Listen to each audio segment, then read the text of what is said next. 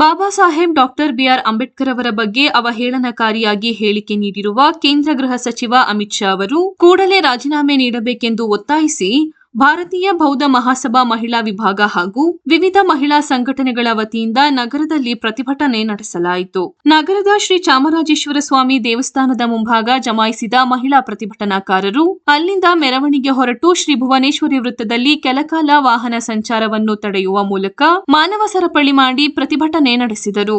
ಬಳಿಕ ಬಿ ರಾಚಯ್ಯ ಜೋಡಿ ರಸ್ತೆ ಮಾರ್ಗವಾಗಿ ಜಿಲ್ಲಾಧಿಕಾರಿ ಕಚೇರಿಗೆ ಸಾಗಿ ಕೆಲವು ಸಮಯ ಪ್ರತಿಭಟನೆ ನಡೆಸಿದರು. ಕೇಂದ್ರ ಬಿಜೆಪಿ ಸರ್ಕಾರ ಗೃಹ ಸಚಿವ ಅಮಿತ್ ಶಾ ವಿರುದ್ಧ ಘೋಷಣೆಗಳನ್ನು ಕೂಗಿ ಆಕ್ರೋಶ ವ್ಯಕ್ತಪಡಿಸಿದರು. ಈ ಸಂದರ್ಭದಲ್ಲಿ ಭಾರತೀಯ ಬೌದ್ಧ ಮಹಾಸಭಾ ಜಿಲ್ಲಾ ಮಹಿಳಾ ಘಟಕದ ಉಪಾಧ್ಯಕ್ಷೆ ನಾಗಶಿಲ್ಪ ಉಮೇಶ್ ಕುದರ್ ಮಾತನಾಡಿದರು. ಇದೇ ವೇಳೆ ಅಪರ ಜಿಲ್ಲಾಧಿಕಾರಿ ಗೀತಾ ಹುಡೇದ ಅವರಿಗೆ ಮನವಿ ಸಲ್ಲಿಸಿದರು. ಪ್ರತಿಭಟನೆಯಲ್ಲಿ ಪುಷ್ಪ ಮರಿಸ್ವಾಮಿ, ಸದಸ್ಯರಾದ ಮಂಜುಳಾ, ಮಂಗಳಮ್ಮ, ಶ್ವೇತಾ, ರೇಣುಕಾ, ಕವಿತಾ ಸೇರಿದಂತೆ ವಿವಿಧ ಸಂಘಟನೆಯ ಮಹಿಳೆಯರು ಭಾಗವಹಿಸಿದ್ದರು.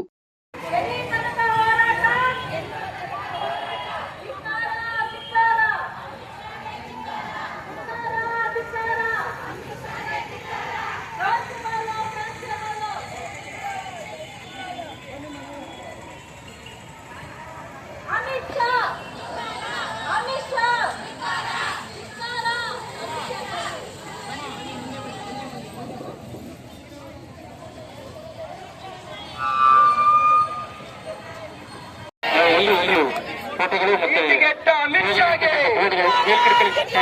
ಧಿಕ್ಕಾರ ಧಿಕ್ಕಾರ ಧಿಕ್ಕಾರ ಧಿಕ್ಕಾರ. ನೀತಿಗೆಟ್ಟ ಅಮಿತ್ ಶಾಗೆ,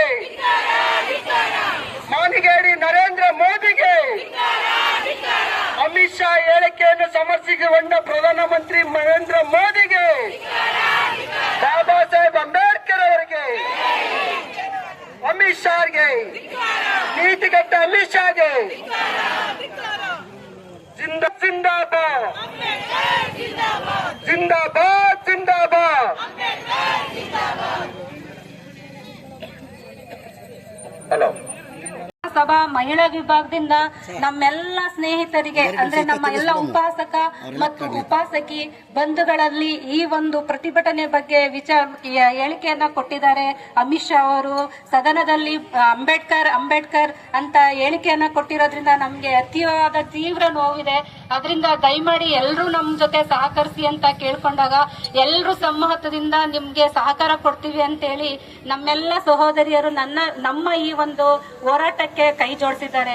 ಹಾಗೆ ಬಾಬಾ ಸಾಹೇಬರು 50,000ಕ್ಕೂ ಹೆಚ್ಚು ಪುಸ್ತಕಗಳನ್ನ ಓದಿ ನಮಗೆ ಶತಶತಮಾನಗಳಿಂದ ನಮಗೆ ಒಂದು ಮೂಲೆ ಗುಂಪನಾಗಿ ಮಾಡಿದಂತಹ ನಮಗೆ ಶಿಕ್ಷಣವನ್ನ ಕೊಟ್ಟು ನಂತರ ಅವರು ಆ ಶಿಕ್ಷಣದ ಮೂಲಕ ನಮ್ಗೆ ಯಾವ್ಯಾವ ರೀತಿ ಇದನ್ನ ಸರ್ಕಾರದಿಂದ ಅನುಷ್ಠಾನಕ್ಕೆ ತರಬೇಕಾಗಿದ್ದಂಥದನ್ನೆಲ್ಲ ನಮ್ಗೆ ಈ ದಿನ ಅನುಭವಿಸ್ತಾ ಇದೀವಿ ನಾವು. ಅದೇ ರೀತಿ ಬಾಬಾ ಸಾಹೇಬ್ ಅಂಬೇಡ್ಕರ್ ಅವರು 50,000 ಗ್ರಂಥಗಳನ್ನ 5,000 ಗ್ರಂಥಗಳನ್ನ ಓದಿದ್ದಾರೆ.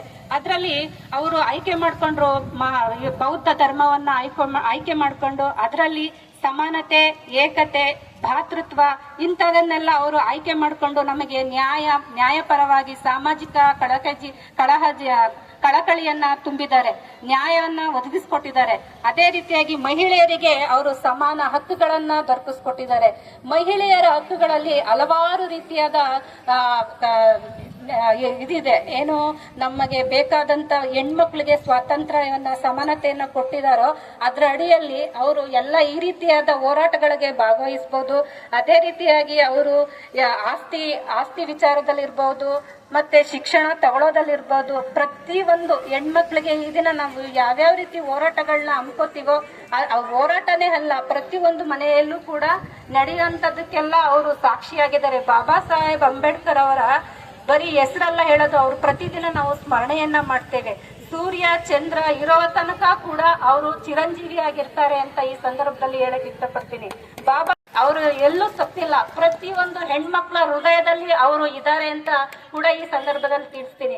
ಯಾಕೆಂದ್ರೆ ಪ್ರತಿಯೊಂದು ಹೆಣ್ಣು ಒಂದು ಧೈರ್ಯವಾಗಿ ಹೊರಗಡೆ ಬರ್ಬೇಕಾದ್ರೆ ಬಾಬಾ ಸಾಹೇಬರವರ ಕಾನೂನು ಅಡಿಯಲ್ಲೇ ನಾವು ಆ ಒಂದು ಇದನ್ನ ಅನುಸಾರವಾಗಿ ನಾವು ನಡ್ಕೋತಾ ಇದೀವಿ. ಅದೇ ತರ ಒಂದು ಹೆಣ್ಣು ಆಚೆ ಹೋದಾಗ ಅಂದ್ರೆ ದಯಮಾಡಿ ಕ್ಷಮೆ ಇರ್ಲಿ, ನಮ್ಗೆ ಬಾಬಾ ಸಾಹೇಬ್ ಅವರು ಅಂಬೇಡ್ಕರ್ ಅವರು ನಮ್ಗೆ ಸಂವಿಧಾನದಲ್ಲಿ ನಮ್ಗೆ ಹೆಣ್ಮಕ್ಳ ರಕ್ಷಣೆಯನ್ನ ಅಡಗಿಸಿದ್ದಾರೆ. ಆದ್ರೆ ಈ ದಿನದ ರಾಜಕೀಯ ಕುತಂತ್ರಗಳಿಂದ ನಮಗೆ ನ್ಯಾಯ ಸರಿಯಾಗಿ ಸಿಗ್ತಾ ಇಲ್ಲ.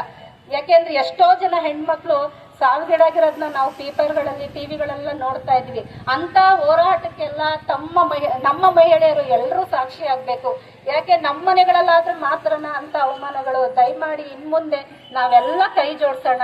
ಆ ರೀತಿಯಾದಂತಹ ಸಂದರ್ಭದಲ್ಲಿ ಒಂದ್ ಹೆಣ್ಣಿಗೆ ಯಾವಾಗ ಅವಮಾನವನ್ನ ನಾವೆಲ್ಲರೂ ಪ್ರತಿಕ್ರಿಯಿಸಿ ಅವ್ರಿಗೆ ಒಂದು ನ್ಯಾಯವನ್ನ ದೊರಕಿಸ್ಕೊಡೋದಕ್ಕೆ ನಾವೆಲ್ಲರೂ ಸಜ್ಜಾಗೋಣ ಅಂತ ಹೇಳ್ತೀನಿ. ಹಾಗೆ ಬಾಬಾ ಸಾಹೇಬ್ ಅಂಬೇಡ್ಕರ್ ಅವರು ಒಂದು ಎರಡು ಕೆಲಸ ಮಾಡಿ ಬಿಟ್ಟೋಗಿಲ್ಲ. ಇಡೀ ಸಮಾಜಕ್ಕೆ, ಇಡೀ ಜನತೆಗೆ, ಪ್ರತಿಯೊಂದು ಹೆಣ್ಮಕ್ಳ ಅಂತಂದ್ರೆ ನಾವೇನು ಒಂದೇ ಅಸ್ಪೃಶ್ಯ ಜಾತಿಗೆ ಅವರು ನ್ಯಾಯನ ಒದಗಿಸ್ಕೊಟ್ಟವ್ರಲ್ಲ. ಇಡೀ ಪ್ರಪಂಚಾದ್ಯಂತ ಹೆಣ್ಮಕ್ಳಿಗೆ ಅವರು ನ್ಯಾಯವನ್ನ ದೊರಕಿಸ್ಕೊಟ್ಟಂತವ್ರು. ಅಂತವ್ರನ್ನ ಅಮಿತ್ ಶಾ ಕೇಂದ್ರ ಸರ್ಕಾರದಲ್ಲಿ ಕೂತ್ಕೊಂಡು ಅವರು ಈ ರೀತಿಯಾದ ಹೇಳಿಕೆಯನ್ನ ಕೊಡೋದು ತುಂಬಾ ನ್ಯಾಯವಾದದ್ದಲ್ಲ ಅಂತ ಈ ಸಂದರ್ಭದಲ್ಲಿ ಹೇಳಕ್ ಇಷ್ಟಪಡ್ತೀನಿ. ಏಕೆ ಅಂದ್ರೆ